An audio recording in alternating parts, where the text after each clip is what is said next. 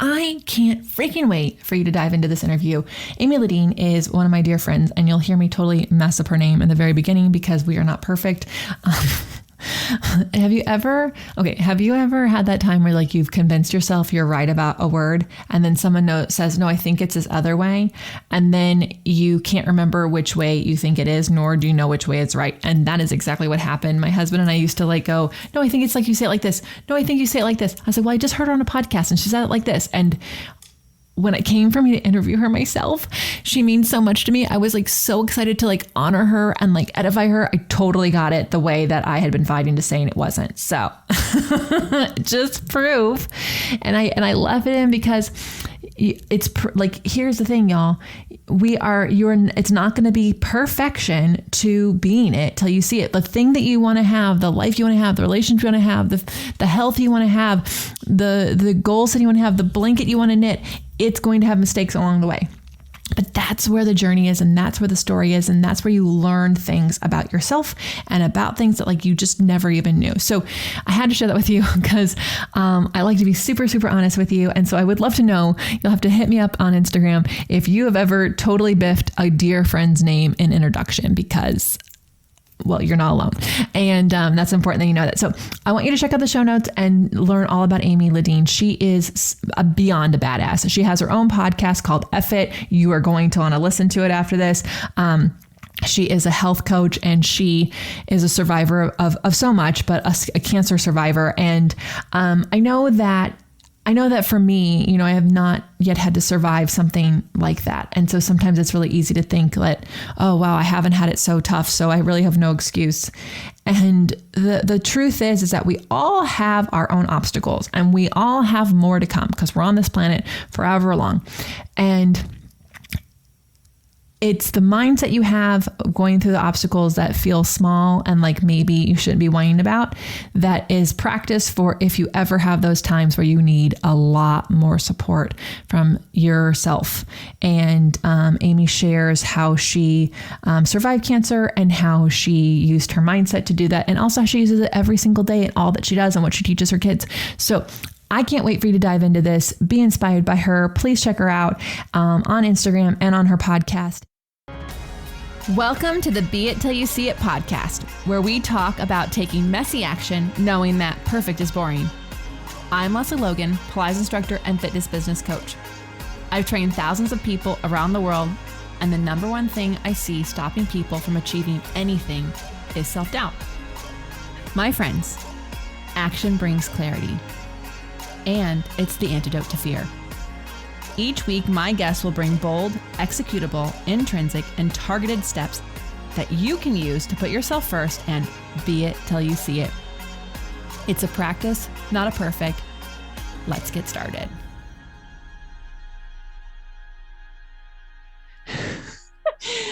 Okay. Oh my goodness. Y'all, this woman that I have for you today, I have to just say this. We've shared the story before on her podcast, but when she got up in the front of the room of this mastermind, my first mastermind ever being in, and she spoke, I was like, oh my God, this woman is amazing. She's so powerful. I have to know her. I have to get to know her. I have so many questions for her. And then we were asked to get accountability partners and she looked right at me and I was like, oh my God, she wants to be my accountability partner. And I'll let her finish her side of the story, but in the last couple of years, I've gotten to know her. We've been through so much together. We talk about everything. We have bi-weekly accountability talks and really just help each other out. And I just enjoy her as a friend, as an accountability partner, as she's a mentor and a friend of this. Like we can just go off of business with each other. And she's taught me so much. So Amy Ledin, how are you today? Oh my gosh, what an intro. Well, let's just say the other side of that story, because I was intimidated as hell seeing you, because you were so, what I loved about you, Lesley, was you were to the point. You are very direct and you know, you just know how to consolidate it. I remember when we got into small groups, like you were so great at the problem solving. And I'm like, I am intimidated by her because I want to be her. Like, when you kind of have like triggers that you're like, this is because I'm seeing something that I really want to have, because you were just so cut to the point. And so I love that we both, when I saw you, I'm like, I want her as my accountability partner, because I wanted someone that, with coaching, it's like you want to respect and that you're a little bit afraid of, and not like this negative afraid. It's like afraid of disappointing, afraid of, so I knew it would be the perfect fit. Yeah, that's so funny because I have to say, like, when I had to go up into this room and talk in front of 50 people, and I just was like, oh my God, I've never been in a mastermind. Like, these people are throwing out numbers I've just only dreamed of. And you're supposed to go up there and brag. And that is like the epitome of like being it. Like, I was like, okay, get up there. You better be bold. You better just like brag your ass off. And so putting yourself in those situations that scare you and intimidate you in a good way, I think is so great. Thank you for being here. For the people who don't know your amazingness, can you tell everyone a little bit about what you do? I am a online, I would say fitness coach, but I always say, I'm mindset, because the front door is Mhm. that I'm selling you on losing fat, but the back door, because I know that's the door that matters, is I'm changing who you are. So I rope you in with the fat loss, but I actually really get you to change your identity. Yeah, because that's an interesting thing. Because I'm in fitness as well as Fly's teacher, and like the truth is that if we were just to come at you and say, "Here, what we're going to do, we're going to actually help you," like we're going to help you change your mindset so that you approach your health and wellness better and differently. Like very few people would sign up. You actually have to like rope them in, to use your words, to like with the thing that they think that they want, which is the fat loss. And maybe that is what they want, but so much of it is like what's going on in their head and like how they're talking to themselves and how they treat themselves. And you have so many amazing ways to help women specifically with their mindset. And I'm sure that comes from self-practice, like from your own life. Absolutely. I mean, I'm the queen of struggle. Some brought on by myself, and I think, like I'm going to share. I had stage 4 non-small cell lung cancer for over 7 years, but the first 2 years was accidental mindset. Finding hacks, because I really just had no choice. Because if I stayed in my fear, I wasn't going to be able to accomplish much of anything. And, I was a single mom at the time and building my brand. And, I finally got to the point where I'm like, okay, I may have cancer for a while, and I need to actually start adapting some mindset tools versus just kind of compartmentalizing it, which, hey, compartmentalizing for seasons can be okay. But eventually, you have to tackle it. And so then I just became obsessed with, really chasing a future self that stayed out of the fear, because I didn't want to just be a survivor. I really wanted to be like someone that is the thriver. I mean, I immediately Googled like stage 4 Ironman winners. Like, I wanted to find like the extremes, because I feel like, it is the power of belief, right? That once you see what's possible, then that is what your brain will start to chase. And so I saw that there were a lot of people that weren't just like cancer survivors, they were dominating, their businesses. So that's where it started for me. Oh, this is so great. So, I mean, first of all, we can share that you are cancer free, and Yes. yes, and we can dive more into the recent news on that soon. But I really love what you just said. You were searching for evidence of what you wanted to see. You wanted to see proof of, which is people thriving, people doing Ironmans and having these crazy businesses and all these accomplishments post cancer, so that you could see that and be that for yourself while you're going through your cancer. That's amazing. It's such a game changer. I mean, I say to anyone that's having, because it's like everything in our life is just stories that we're telling ourselves. It's how we're defining it, right? And we can realize that we don't even need to put definition onto the stories that are coming our way. But two, it's if you're having a limiting belief or something that's holding you back from your greatness, because I do believe we are all destined for greatness, and you have to at least start to believe that first and foremost. So when you're starting to have primal feelings of like fear, anger, anything that's negative, you got to stop yourself and go, okay, I gotta find proof on the other side. So if you're like a single mom struggling right now, it's like find every freaking story of a single mom that's overcome. If you're going through a divorce right now, it's finding people that have thrived through that. Because and it's, you know, it's one thing to tell it to yourself, but it's you got to see it, because you will become that. You will start to chase that. Your body will, you know, gravitate towards that. I had a guy on, Chad, Chad Wright came on. He's a former Navy SEAL, and he'd said, he goes, you know, it's so powerful when you see that your physiology will even change. He goes, I do ultra marathons, and you know, the crazy thing about ultra marathons is it's not until they get about to mile 95 that it's actually new territory for them, which is insane. That means that they're always practicing and training for something that they don't even get any new direction for like a while, right? And he was training with his mentor, and or they were racing, and his mentor made the comment about that he was going to his body was starting to, like, he's like, oh, I don't know, you know, we've got, you know, 4 more hours, I don't know. And he goes, in that moment I actually knew that Greg's body was going to start to break down. And within an hour, his physiology just started to change. So I'm always like, I want to hack it for the positive. I don't look for the side effects. I ask my doctors not to tell me side effects of my medication.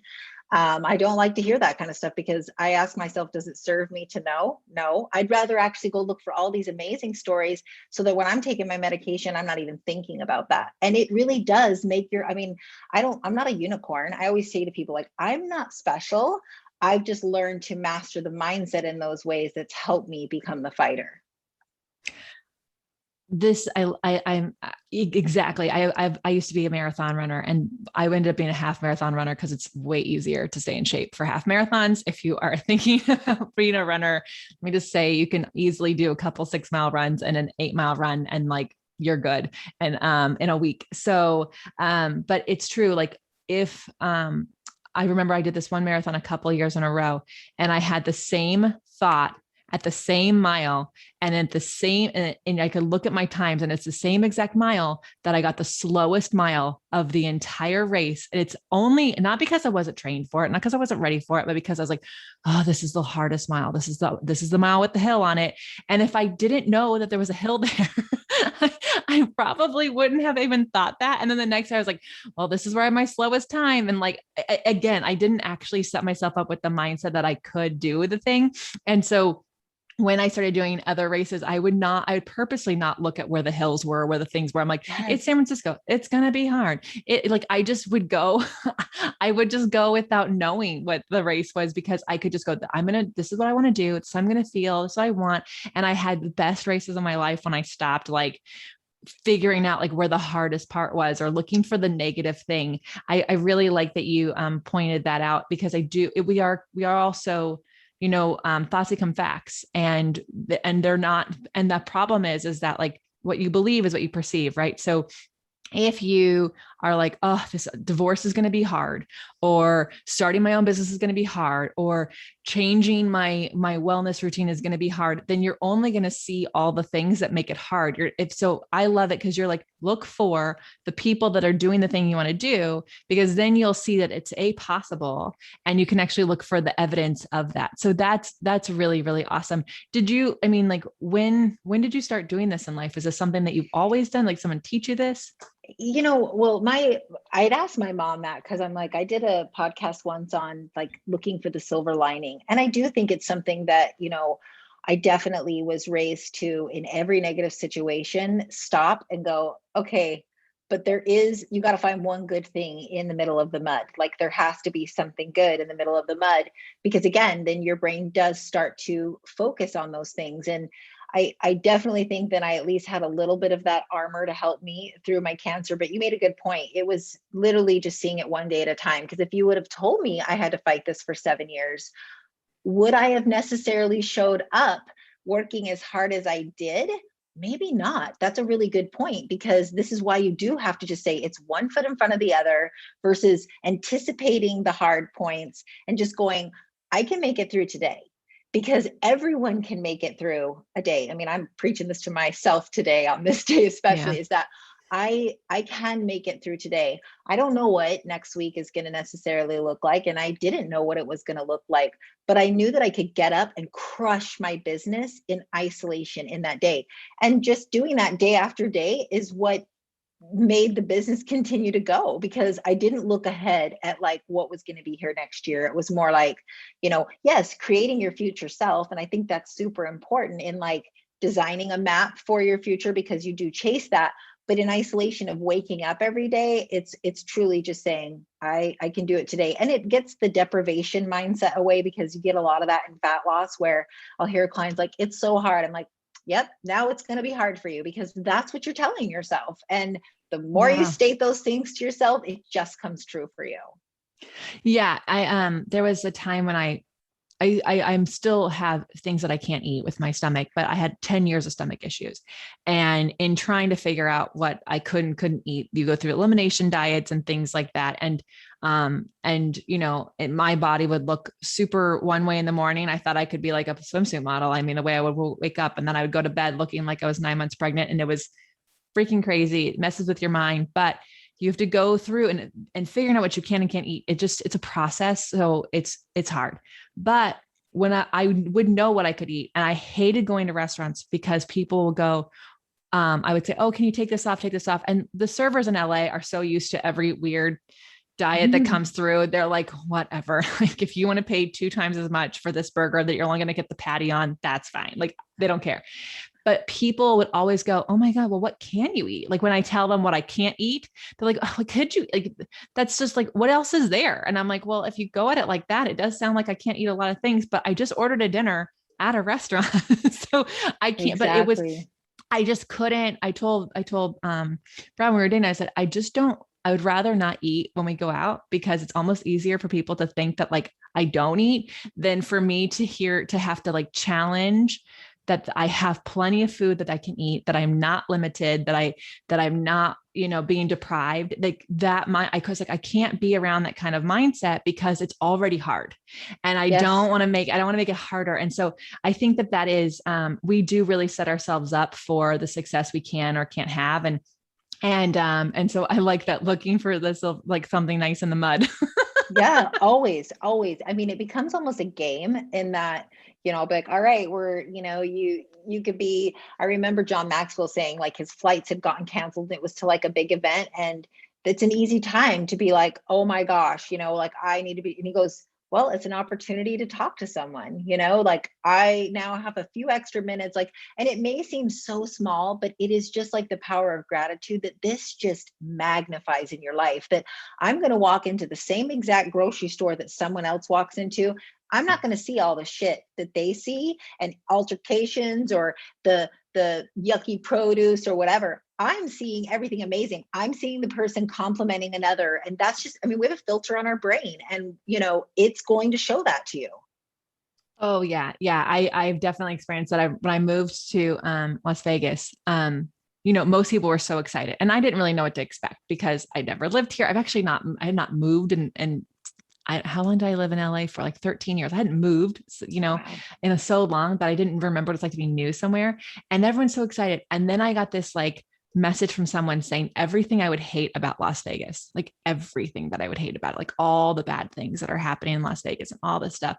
And I literally just wrote, thanks for thinking of me. And like, period, like close it out. Cause I was just like, I don't want to know this, because like, I don't want to be looking for that stuff when I'm new somewhere. And it's very true. Like, if you can see the blessing in what's happening, it does make it easier for us to have an opportunity to learn something about ourselves, learn something new, and really see how everything happens for you, right? Like, it's Totally. like not that you would ever wish cancer on yourself ever again, but the people you've met and the experience you've Oh yeah. had and what it's done, right? You've changed how it's I say happened. it's for me 100%. I tell that to people. I'm like, it's actually my advantage. And they're like, what? You're actually happy? I go, listen, my perspective is completely different than you. Like and I say that meaning you haven't had to have the same thoughts that I've had. So I see it as my advantage of having a little bit of that veil lifted of the what if you were not here. And it's made me take faster action because I do see that time is our biggest commodity. But like everyone else, we get guilty of forgetting this. I've gone through the honeymoon phase after I was in remission that you're like, yes, I'm going to do it all. I'm going to ask all the people and be bold. And then you forget. But like you mentioned about the person that gave you the list of all the negative, I'm a big believer in these, I call them software updates. And we need to do them on our brains often. And I make lists of everything. Like when we moved down here to Florida, not knowing anyone, I knew that I was going, I know my brain well enough that I'm going to have days where I don't like it as much. So I create these lists that help me in those low times. I did it during cancer. I've done it for, let's say that you're struggling with fat loss. You need to make the list of all the things that you gain by getting to your goal, all the things that you gain, so that when you are in, hurting yourself, you're in front of yourself and you're not working as your best self, you go to that list and you give yourself the software update. Like I recorded our new house and every little video of it, so that on the days that I'm like, oh man, what are we doing down here? Like, this is not our home. It's not our place. We're kind of in between homes. Like, I go watch all that. That's my software update to remind me of what's to come. So for a person like in the middle of the starting of their business, go look at that list, make it a mind movie. Like I love the Mind Movies app that Joe Dispenza owns, that it actually adds music to it, because again, then your brain doesn't know the difference between the imagination and reality. And it's actually going to start to see like, oh my gosh, this is what's happening to me. This is what's possible. That I love. That is a really amazing thing. And y'all, she does do software updates on her podcast, F it. So if you forgot what that podcast was from the beginning, you got to check it out, because she's these little doses of reminders. And it's true, especially on your hardest days. If you got to have those lists, or you have to have that go-to song or that go-to podcast. It's like, oh, that's the one that reminded me of why I'm doing what I'm doing, what I'm doing all of this for. Yeah, I love that so much. I lived in a 500 square foot apartment for 7 years with my husband for 6 years with 2 dogs in LA.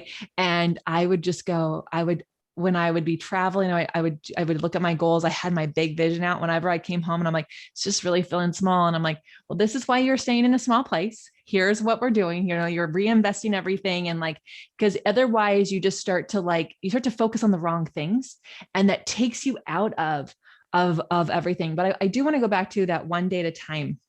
I had I had an interview with Rob Mack, and he says, you don't have to see the whole staircase. You just have to see the first stair. So I knew what I wanted to be doing, but I couldn't see how to get there from where I was.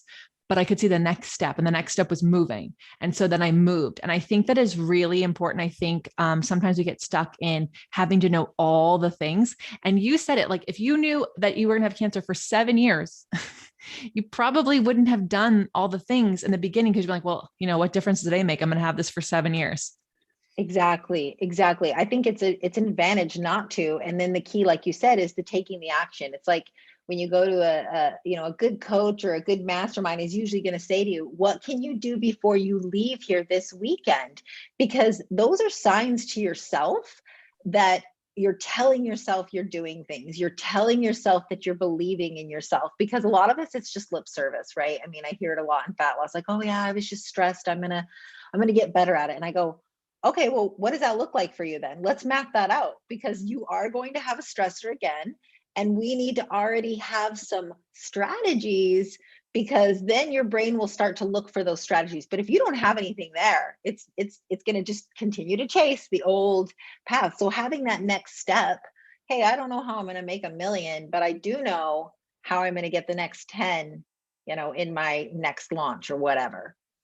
Yeah. You teach something amazing, because you have your DAC boot camp, and you talk about, like, if you don't make something happen in the day that you wanted to make it happen, then it's not a loss, it's a learn if you create a strategy. And I love that so much, because it's true. Like, you're not going to do everything you say you're going to do all the time. That doesn't make you not good enough or not able to do the thing. It's just life. Life will happen. Things do happen, but making the excuse for life, like, oh, I was stressed out, or I have 3 crazy dogs and today they're just wanting a lot of attention. Like, okay, so then next time what are some things I can do in place of that? Could I get up 15 minutes earlier? Could I uh, add the extra glass of water as soon as I wake up next to the bed so that I don't have to pour it. So I have to remember to pour it. Like if it's like you're trying to drink more water, maybe Right. it's that you pre-order your groceries, or that you have a friend that you text when you're like, hey, next time I say this, I need you to text me back this message. Like they're just coming up with strategies so that because you'll be tested. We get tested all the time, and that's, I feel like, is the universe trying to go, yeah, you really want this? Really? Do you want this? Okay, Totally. let's see how you do it this time. It's so true. And not judging yourself for it. Like I, used to be, I think a lot of high achievers, that is to a fault, because then what happens is when they fall or they fail, they stay down in that low place for so long. Whereas, I always share my spicy chicken sandwich. I used to eat the spicy chicken sandwich from Wendy's. Like I love spicy chicken sandwiches, but they do not love me. And I would, every time I'd wake up in the morning and regret spicy chicken sandwich, I would say, oh my gosh, never again. But that's all I did. It was just words, right? When I started actually writing down and doing the pen to paper of like what it makes me feel like, or what I'm going to do instead, like an alternate meal. Sure, I maybe slipped up another one or two times. But again, it's like if you see your brain as a program and it finally sees other options up there in the air for you, you're going to not pull into the Wendy's anymore, because you're going to go, oh my gosh, this does not make me feel good. I wrote down how this made me feel, versus the lip service that and you know what? I haven't had a spicy chicken sandwich in like 3 years now, all because of just that little, strategy. And it's just because most of us, we're honestly just on autopilot. We're not realizing that we Yeah. can take control of it. Well, because I forget how many thoughts we have in a day, but like 98% of them are the same exact thought. Like we're not having new thoughts. No. So when you do those strategies, you're actually giving your brain a new thought to think for the next time that happens, because we do go on autopilot, because kind of part of it's that we have to, and part it's like it makes things simpler. We only have so many decisions in a day. So it's okay if that's what you're doing, but you want to go on the right autopilot. You want to set yourself up in like with the best pilot possible. I know, like, I remember it because we've been friends. I was like, okay, all right, we're just going to talk things positive around Amy. We're not going to actually go down the rabbit hole of what could happen. I'm not even going to look up what could happen, because I don't want to have it in my mind, because I want to put it in her mind. Like, because I know you. And, I just remember thinking after I got the phone with you, I was so heartbroken for you. I just didn't want to tell you, because I didn't want you to even have that in your mind. This is key with friendships, y'all. You got to have people around you who like really help your mind stay on. But I just want to, like, what were some things that you did? Because I can imagine like anyone who's like, maybe someone's going through a second divorce. I'm like, fuck, I'm here again. Yeah. Or maybe they like the thing that they're working on, you're listening, like it didn't happen again, or like the same bad thing happened to you. I definitely can resonate. I have a whole story on some things, like you just feel like you're getting knocked down when you're down. What went through your mind on like how you could like get through this again? This last time, and it was definitely the hardest, because I had really celebrated the last one and really thought that that was it, and not that I always thought it, but I did realize something, and this is really key. I unconsciously was still thinking it was going to come back. And I didn't know this when we even had that conversation. I'll tell you why. This time, when I got back into the gym, and when I started like trying to force, because I didn't have an appetite like after I went into remission, and I would kind of just like not take it seriously. You want to know why? Because I thought unconsciously it was going to come back. Whereas this time, I started making decisions that showed myself, I don't think it's going to come back. I started working hard in the gym again. Whereas, for the last couple of years, I kind of just was skating by, because I'm like, well, if it comes back, what's the point of trying to get my squat up to heavier? Because it's uncomfortable, right? You have to lean into that. And same thing with my eating issues was, I was like, why should I force myself to eat if I'm going to go back on chemo? So that I point out just because it is so important that your decisions that you're making really align with what you want your future self, like fully. And I didn't even realize that. If you would have told me that last year, I would have said, whatever, I don't think it's going to come back. But I was still doing things decision wise unconsciously. But this last time, I just went all in on mindset. I started future self journaling every day. really writing what it would look like on the other side. And I ask myself at least 100 times a day, is this thought serving you? Is this decision serving you? Is this with everything? So when I would go to fear, I'd have to stop myself, because I did learn that I went to fear. I mean, I broke down with a couple friends where I was like, am I going to be able to do this? Like, I actually feared that it wasn't my mind that wasn't going to be able to do it. I didn't think my body was going to pull through for me, because I felt like my mind was strong, but like I was losing weight faster than I ever had. And I was noticing that I was much weaker than I ever had been. And so that started to mess with me. And so I mean, I had to go all in on personal development. I mean, every day I went for 2 anchor walks, where I'd go out in the morning and then I'd go out in the afternoon. And I used to think like, oh, there should be a point that we are just strong enough to handle. I think that's the biggest mistake people make, is that we get too confident in like what we think we know. I think the best of the best, they actually do it more than even you and I, meaning they know that they have to surround, your bubble becomes, the sum of your 5 people. I wanted to make sure that they were people that were fully like pushing into me and reminding me that I'm going to do it, because I'm human. Like you said, like we're going to have those doubts. And so you want to make sure that when you're not up, someone else, is helping you with it. And, if it's something that, like cancer is kind of brought on and you don't ask for it, but let's say that you're going through a divorce, or you've lost some more money, or you're not growing, like learn that shame does nothing for you. Because I did go to shame, because I had a colorful past that I would be like, is this why this is happening to me? You got to stop and go, is this serving me to even go to that place? Because that's going to take you down an even slower, rabbit hole, where then you can be destructive, because you can start to sabotage yourself.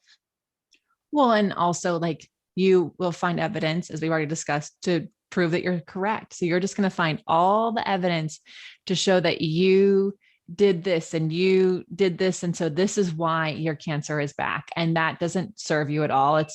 It doesn't help you take the next step at all. Yeah. Well, and I actually so there was a guy last year that, sadly he died we had the same type of cancer, and he had a same gene mutation, and he lived about 5 years. But even he had his wife post something for him right after he passed. And it was so heartbreaking. But what made me the most heartbroken about it is he was still looking for the reason why he ever got cancer. And I thought, it's such a shame. What does that serve you? Why do you need to go? Because that path actually just gets more fear, and then you're angry, or because he was an extremely healthy person. And so he was always chasing the why. And I stopped that at year 2. I just said, I don't know the why, but I got to face it. And it's not going to serve me to keep searching that when I need to just fight this. Right. Because there's a difference between figuring out why something happened to you and how something is for you. And, Yes. and because one is like going back into the past, and one is figuring out like how this is bettering your future. And I think that, that is hard, because of course people probably listen to this going, well, of course I'd want to know why it happened. I'd want to know how it happened. I want to know what I did. Wouldn't it be nice if I knew? Did I eat something? Did I drink something? Did I go near a building of some kind? And it's like, yes, that would be really nice to know if that was actually possible. But what I think we all know about cancers is like a lot of it doesn't make sense. Like a lot of it doesn't make sense. You nailed it.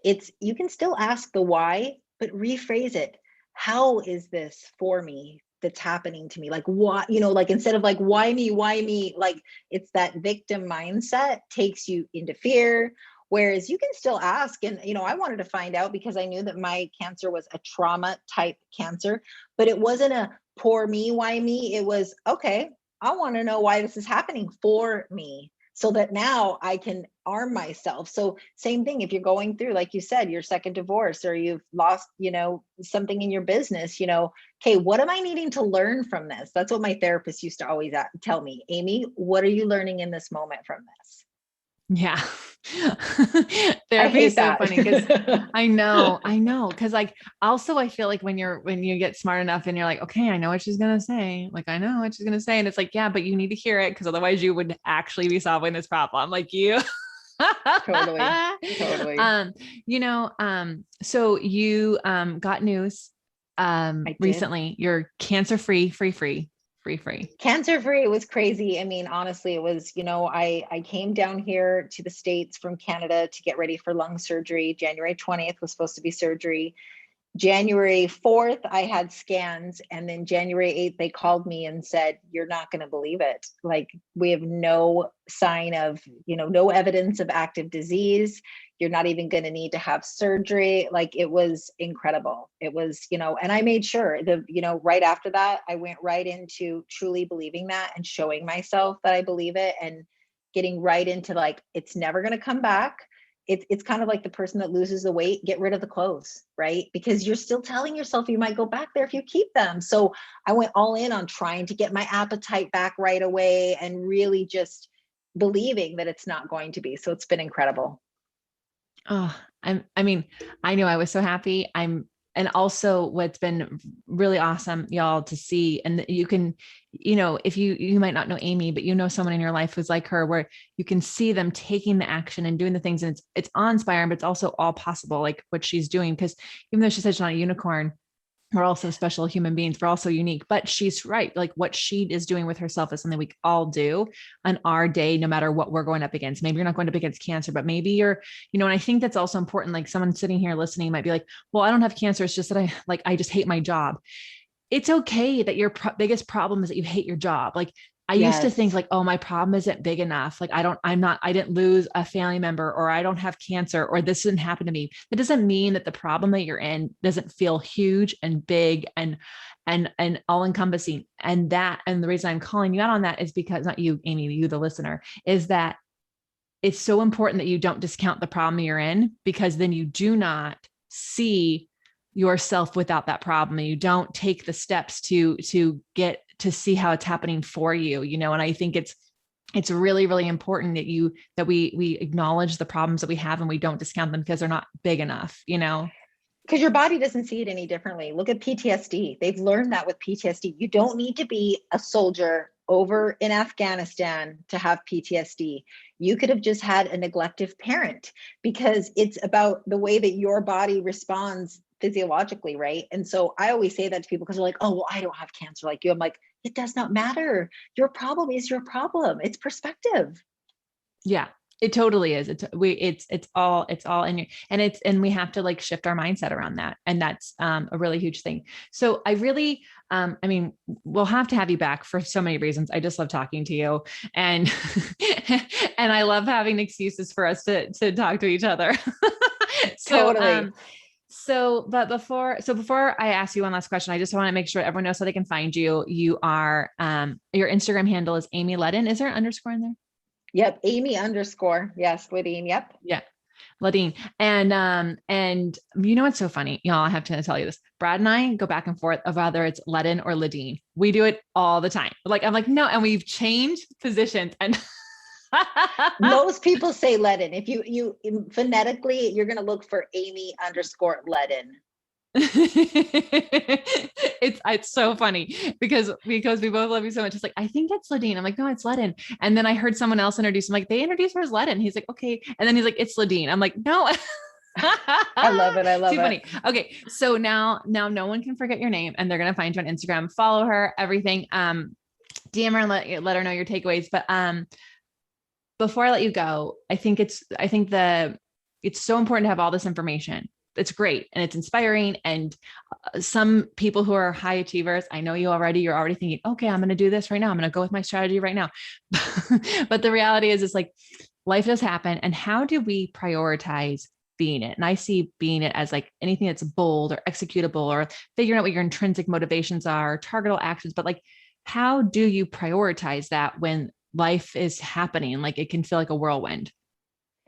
For me, I have always really tried to get really tight with my inner voice, because I feel like if you can learn to squash, because I feel like we've got like an inner bitch and an inner boss. And the inner bitch, if your inner bitch is too loud, it's going to affect all your areas. So at night, it's almost like a brain dumping, where you don't have to do it on writing, but you lay in bed and do a little reflection. And where your inner bitch is the loudest, you need to squash her tomorrow. And those little, so maybe for 1 week, it's, you need to be a better mom, and I need to like be spending more time with the kids. but maybe the next week it's not. I mean, I time block and I do all the things to, manage my day. But I find that if I can learn to squash that, it just builds my confidence. Whereas if I let that nag for a few days, that it can get worse and worse. Oh, I love that, because it's like an intrinsic thing and like a targetable, an executable thing. Like because you're right. The inner bitch, like they change their mind about what they're pissed off at all the time. Totally. And that is something that like is nagging at you and you're probably wanting to deal with more. And so instead of ignoring her, you can just take the boss out and go, okay, how do we project manage this little thing? How do we put some time in for more family time? Or how do we put some more time in for sleep or whatever? And like, so you're letting the inner bitch like have their moment and tell you, but then you're bossing it up. I mean, I may have made my own words up there for how you do that, but I love that so much, Amy. You are amazing. You're just a true gem. And I'm so happy I was in that room. It was so random how I ended up in that room. It was really like spur of the moment decision. And it's changed my life so much because I get to have you as one of my best friends in this world. And I learned so much from you. And if you're listening to this now, please screenshot this, tag me, tag Amy, share your takeaways, please, because it also gives us a reminder of like what worked for you, what level landed with you. And it's a reminder of like the things that we say that we can remind ourselves with too, because everything we just tell you, I think it's because we tell ourselves it all the time. And I think that's important for your listeners to hear is, and I don't just say this lightly, but I've had so much time with you over this last year. Like, you're the real deal. I'm so thankful that you were in my life. And I love the takeaways that you give because you're constantly troubleshooting on yourself. And that's what's so cool about it is like you and I will have these conversations and we share a lot and we've gotten really vulnerable with things, but like you are such you show the power of the troubleshooting and you're like, it's like figure outable. Yes. Yes. Oh my gosh. Well, thank you, Amy, for being here. Thank you everyone for listening. And I'll talk to you all soon. That's all I got for this episode of the Be It Till You See It podcast. One thing that would help both myself and future listeners is for you to rate the show and leave a review. And follow or subscribe for free wherever you listen to your podcast. Also, make sure to introduce yourself over at the Be It Pod on Instagram. I would love to know more about you. Share this episode with whoever you think needs to hear it. Help us and others be it till you see it. Have an awesome day. Be It Till You See It is a production of As the Crows Fly Media. It's written, produced, filmed, and recorded by your host, Lesley Logan, and me, Brad Kroll. Kevin and Belle at Disenyo handle all of our audio editing and some social media content.